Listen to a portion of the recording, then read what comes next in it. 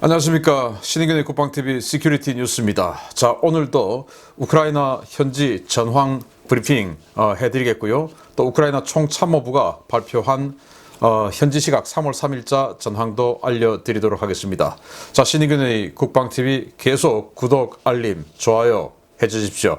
자, 러시아가 정말 해서는 안 되는 그런 선을 지금 2개나 넘고 있습니다. 바로 민간인에 대한 고의 공격, 그리고 원자력 발전소 지금 가동되고 있는데 그걸 지금 공격하고 그 민간인을 또 공격하고 이런 상황. 그리고 지금 우크라이나뿐만 아니고 다른 유럽 국가들에게까지 도발적인 이런 무력 행위, 지금 여러 가지 상황하고 있는데 마치 궁지에 몰린 쥐가 좀 해서는 안 되는 그런 상황으로까지 가는 분위기는 아닌가 우리가 좀 들기는 합니다. 보겠습니다. 자, 이게 우크라이나 총참모부가 밝힌 3월 3일 전황인데요. 주요 전과는 9,000명 이상의 병력, 그러니까 어제 한 5,800명 했으니까 하루 만에 지금 한 3,200명 이상의 러시아군을 사상시켰다라고 발표를 했고요. 전차가 217대, 그러니까 어제보다는 6대가 더 많아졌고, 장갑 차량이 1,334대니까 어제보다 67대가 더 많아졌고요. 야포 143문, 그러니까 어제보다 10문 더 파괴를 했네요. 항공기 65대 격추, 그러니까 4대가 더 늘어났고요. 러시아군의 카모프 52 공격 헬기가 비상착륙을 했는데 그 비상착륙한 걸 그대로 노획했는데 멀쩡하답니다. 이걸 우크라이나군이 그대로 가져갔는데 이거 좀 잘 써서 아주 요긴하게 써주길 바라고요. 자, 이렇게 해서 전과가 있고, 또 전선 상황을 보면 러시아가 지금 이 병력을 밀어넣고는 도저히 안 되니까 이제는 원거리에서 일단 포격전으로, 화력전으로 전쟁을 이끌고 있다 라는 것이죠. 그래서 이 기갑전력, 기동전력이 밀고 들어가가지고는 이 기동전력이 그냥 녹아서 없어져 버리니까 아예 그냥 아주 다량의 포격을 해놓고, 이 포격을 하는 이 포병들은 그냥 뭐 이 러시아 영토에 있으니까 뭐 포병 스스로 집에 가고 뭐 일 안 하니까 이렇게 해서 때리고 그리고 나서 이제 들어가겠다, 이런 화력전을 수행하고 있다. 그리고 러시아 증원부대가 체르니우 방면 돌파를 시도 중인데, 여기가 어디냐 하면은 여기 키우 수도가 있죠. 이 키우에서 북쪽으로 보면 드네프르 강이라고 아주 큰 강이 있는데 이 최대 강폭이 한 15km 정도 돼요.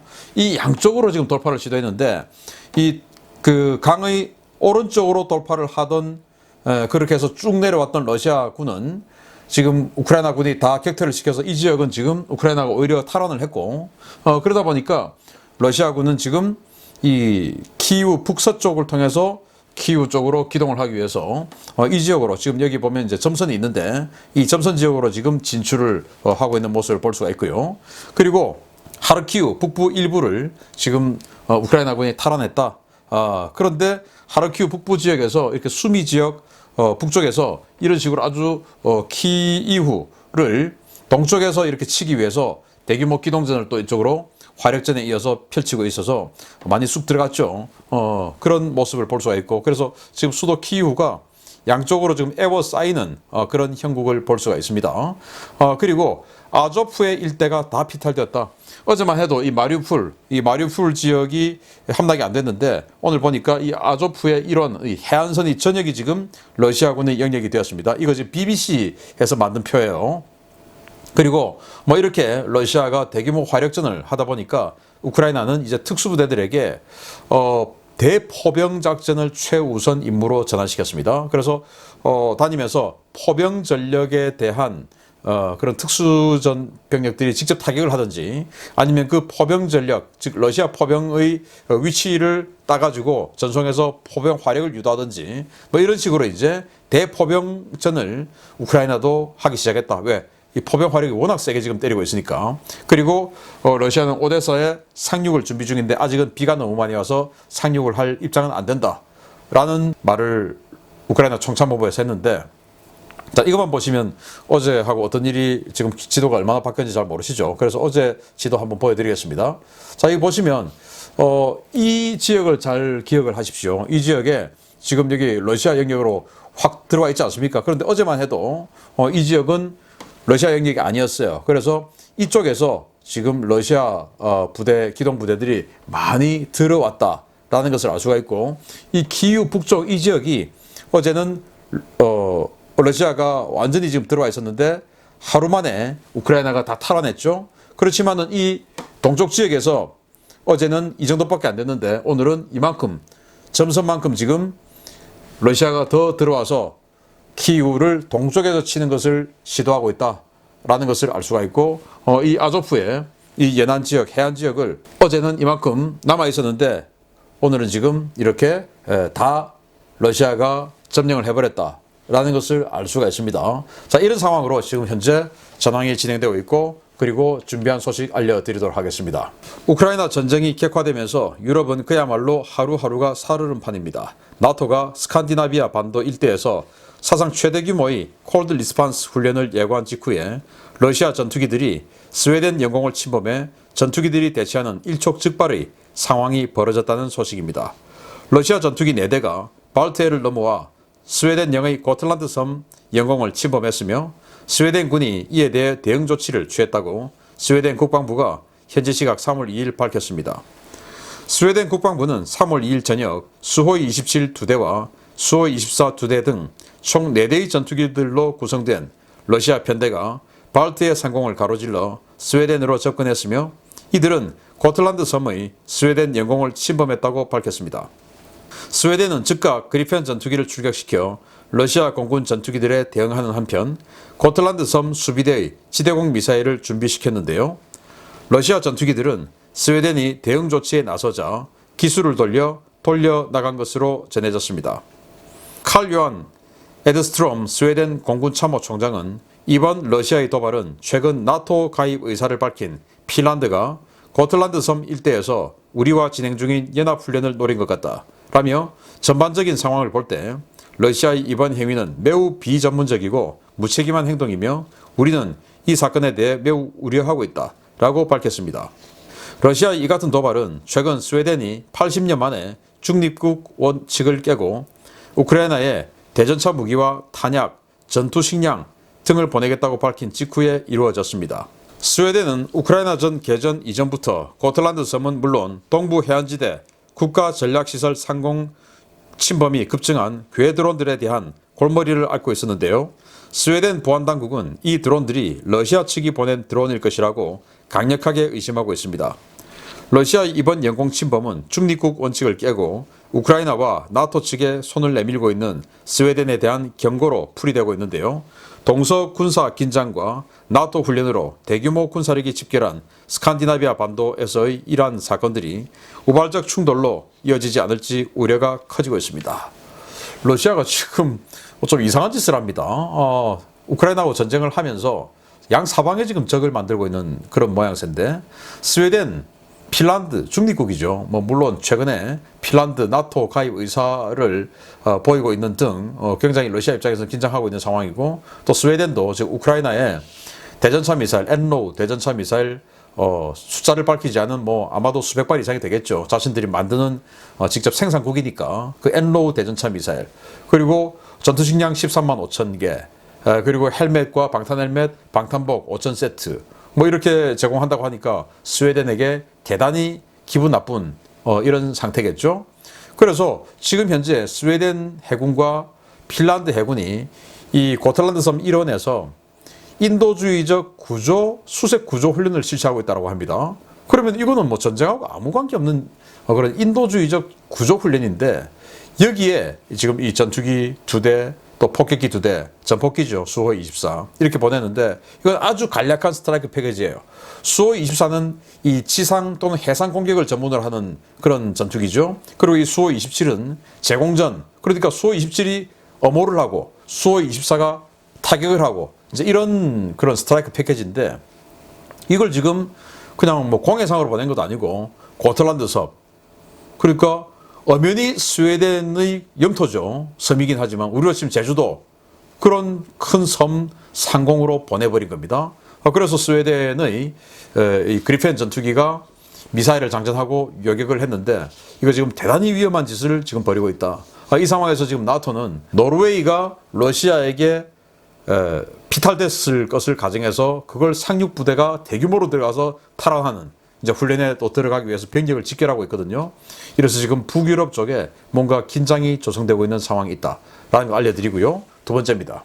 우크라이나 곳곳에 설치된 CCTV와 시민들의 스마트폰 그리고 SNS가 러시아의 전쟁 범죄 행위를 국제사회에 낱낱이 폭로하고 있습니다. 지난 3월 1일 하르키우 자유광장 일대의 건물을 공격해서 민간인 사상자를 낸 무기가 처음부터 이 건물을 노린 정밀유도 순항미사일로 확인되었습니다. 러시아가 우크라이나 국경도시 하르키우에 대한 대규모 화력 공세를 시작한 현지 시각 3월 1일 오전 8시 하르키우 중심부의 프리덤 스퀘어 인근 건물을 타격한 무기가 러시아군의 칼리브르 장거리 순항미사일인 것으로 확인되었습니다. 하르키우 시는 3월 1일 시의회 건물 피격과 관련한 영상 자료라며 맞은편 건물의 CCTV 영상을 공개했는데요. 해당 영상에는 현지 시각으로 3월 1일 오전 8시 1분 51초에 순항미사일이 날아와 시의회 건물 6층 창문에 명중하는 장면이 고스란히 찍혀 있었습니다. CCTV 영상을 확대 분석한 결과 이 미사일은 이스칸데르 미사일 발사 차량에서 운영되는 일명 이스칸데르 K 칼리브르 순항미사일로 확인되었습니다. 이 미사일은 각 군광구에 한 개 예단씩 편제되어 군광구 합동작전을 지원하는 일반 지원 화력자산으로 운영되는 사거리 1500km 그리고 명중 정밀도 1m 이내의 아주 정밀한 유도 무기입니다. 이 미사일의 작전 통제권은 군광구 사령관, 즉 상장급, 우리로 치면 대장급 지휘관에게 있는데요. 이는 민간인이 있는 건물에 러시아군의 고위급 지휘관이 공격 명령을 내렸다는 의미로 7명이 사망한 이번 시의회 건물 폭격의 책임이 러시아군 고위 지도부에 있다는 것을 뜻하는 것입니다. 러시아의 이러한 전쟁 범죄 행위는 우크라이나 전역의 카메라들이 생생하게 기록하고 있는데요. 전쟁이 끝나면 무고한 민간인에 대한 공격 행위를 명령한 자들 반드시 국제법에 따라 엄히 그 죄를 물어야 하겠습니다. 자, 이거 보십시오. 여기가 프리덤 스퀘어라는 이 아주 넓은 광장이에요. 정말 뭐 난장판이 돼 있죠. 이게 아주 깨끗한 도로 그리고 로타리였는데 이런 식으로 난장판이 되어 있습니다. 그런데 여기 보시는 뒷면에 있는 이 아이보리색 건물, 여기가 이제 시의회 등이 입주해 있는 관청가 건물이에요. 이걸 지금 때려서 지금 완전히 그냥 안에 다 박살이 나 있는 상황을 볼 수가 있는데, 문제는 이 맞은편에 있는 건물의 CCTV가 공격받는 현장을 촬영을 했는데요. 그 CCTV를 동영상을 돌리다가 스탑해서 딱 내려꽂히는 이 장면을 스탑해서 딱 보니까 이거 누가 봐도 칼리브르라는 순항미사일입니다. 러시아판 토마호크라고 할 수 있죠. 이건 명중정밀도가 1m에 불과하기 때문에 이건 뭐 오차, 오폭 이런 게 있을 수 없어요. 그냥 시의회 건물을 때린 겁니다. 자, 그러면은 뭐 당연히 공격하려고 하면은 뭐 시의회, 시청 이런 거 때리는 거 아니야? 라고 생각할 수 있지만 그건 과거 2차 대전, 6.25 이때 생각이고 지금은 민간인 건물 때리면 안 돼요. 왜? 시청, 시의회 이게 군대입니까? 군대 사령부가 아니죠. 다 민간인입니다. 시의회에 근무하는 사람들 전부 민간인이죠. 여기에 있는 시의회 의원들이라 하더라도 정치인이지만 전부 민간인이죠. 그 길을 향해서 이렇게 아주 정밀한 유도 무기를 애초에 시의회를 공격하기 위해서 세팅을 해서 때렸다. 그런데 이 미사일의 발사 명령권자는 군관구 사령관이다. 우리가 지금 뭐 1군 사령관, 3군 사령관, 지금은 합해서 지작사로 바뀌어서 지작사령관이 명령한 겁니다. 그러면 최고위급이 이렇게 민간인을 공격하라는 명령을 내렸다는 건데, 이렇게 해서 이렇게 멀쩡하던 건물이 아까 보셨다시피 그런 식으로 완전히 유리창 다 깨져버리고 안에 있는 사람 민간인 7명이 죽었는데 이게 지금 이제 폭파되는 사진이죠. 정말 러시아가 해서는 안 될 일을 너무나 많이 저지르고 있는데, 이 명확한 이런 증거로 인해서 나중에 이 명령을 내린 자, 그리고 버튼을 누른 자, 조준한 자 다 처벌받게 되는데, 우리로 치면 대장급 이런 고위 장군이 나중에 처벌받지 않겠습니까? 민간인 7명이 죽은 이 명령을 내렸는데요. 그런데 이것뿐이냐? 이것보다 더 나쁜 일을 또 러시아가 저지르는데요. 보겠습니다. 러시아군의 전쟁 범죄는 유럽 최대의 원자력 발전소가 있는 엔너호다에서도 이어지고 있습니다. 우크라이나의 국가 전략시설인 원자력 발전소를 보호하기 위해 인근 주민들이 비무장으로 인간 바리케이트를 치고 러시아군의 진격을 막고 있는 가운데 러시아군이 주민들에게 발포했다는 소식입니다. 돈바스와 크림반도 북부 지역에서 우크라이나 내륙을 향해 진격 중인 러시아군 기계화 부대가 우크라이나 동남부 자포리자주 소재의 엔노호다 원자력 발전소에서 주민들과 사흘째 대치 중인 것으로 전해졌습니다. 러시아군이 이 원자력 발전소 점령을 시도한 것은 현지 시각으로 3월 1일 저녁 무렵인데요. 발전소 인근에 러시아군이 나타나자 인근 주민 수천여 명이 나와 맨손으로 러시아 전차와 장갑차를 막으며 러시아군의 발전소 진입을 막기 시작했습니다. 주민들은 인간 바리케이트와 트럭 등을 이용해 진로를 막고 러시아군의 진입을 필사적으로 막고 있는데요. 일부 러시아군은 헬기를 이용해 발전소 내부로 들어가 원전 6기 중에 일부의 가동을 통제해서 국제원자력기구 IAEA의 강력한 항의를 받고 있습니다. 러시아군은 현재 엔노호다 원전은 러시아군이 통제하고 있으며 안전상 문제는 없다라고 밝히고 있는데요. 현지 주민들은 러시아가 원전의 가동을 통제하고 우크라이나에 대한 전력 공급을 끊을 경우에 겨울철 주민들의 난방과 생활에 치명적인 타격을 주는 것은 물론 원전 자체도 기술적인 문제를 일으킬 수 있다고 우려하며 러시아군의 즉각적인 철군을 요구하고 있습니다. 엔노호다 원자력 발전소는 소련 시절인 1985년부터 가동된 950메가와트급 가압 경수로 6기가 있는 유럽 최대의 원자력 발전소입니다. 우크라이나는 자체 전력 생산 중에 무려 20%를 엔노호다 발전소에 의존하고 있는데요.